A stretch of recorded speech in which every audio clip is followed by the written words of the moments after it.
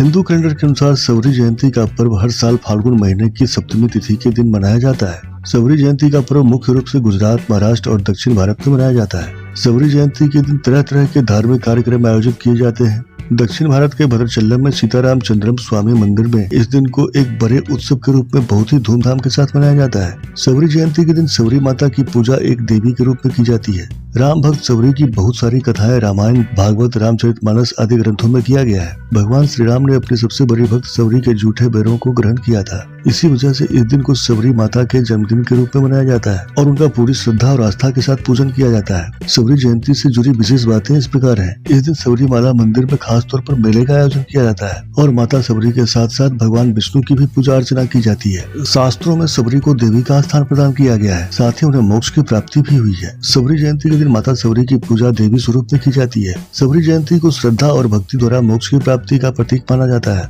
मान्यताओं के अनुसार सवरी माला देवी की पूजा श्रद्धा पूर्वक करने से मनुष्य को वैसे ही भक्ति भाव की कृपा प्राप्त होती है जैसे सवरी ने भगवान राम की भक्ति प्राप्त की थी। सवरी जयंती के दिन मंदिरों में अखंड रामायण का पाठ किया जाता है और अलग अलग तरह के कार्यक्रमों का आयोजन होता है। माता सवरी का असली नाम श्रवणा था। ये भील समुदाय से संबंध रखती थी। सवरी के पिता भील समुदाय के राजा थे। जब सवरी विवाह के योग्य हुई तो उनके पिता ने उनका विवाह भील कुमार के साथ तय किया। उस समय विवाह में जानवरों की बलि दी जाती थी। माता सवरी के विवाह में बकरे भैंसे की बलि देने के लिए जमा किए गए। जब सवरी को इस बात का पता चला तो उन्होंने पिता से पूछा, इन सभी जानवरों को क्यों जमा किया गया है? तब सवरी के पिता ने बताया, तुम्हारे विवाह के अवसर पर इन सभी जानवरों की बलि दी जाएगी। यह जानकर सवरी को बहुत दुख हुआ और वो अपने विवाह से एक दिन पहले ही रात के समय अपने घर से भाग गयी। घर से भागने के पश्चात उन्होंने अपना पूरा जीवन राम भगवान की भक्ति में समर्पित कर दिया। सवरी एक नीच जाति की महिला थी जो बचपन से ही श्री राम की भक्ति में लीन रहती थी। घर से भागने के बाद सवरी वन में रहने लगी। वह नियमित रूप से वन में जाकर बेर लाती थी और सभी बेरों को चख कर उनमें से मीठे बेर श्री राम के लिए बचा कर रख लेती थी। उसकी भक्ति से प्रसन्न होकर श्री राम अपने वनवास के समय सवरी की कुटिया में आते हैं और वहाँ सवरी के द्वारा जूठे किए गए बैर ग्रहण करते हैं। सवरी जयंती पूजा विधि। सवरी जयंती के दिन भगवान विष्णु को प्रसन्न करने के लिए सवरी माला मंदिर में विशेष पूजा का आयोजन किया जाता है। सवरी ने जिस श्रद्धा और आस्था के साथ श्री राम की भक्ति करके उनको पाया था,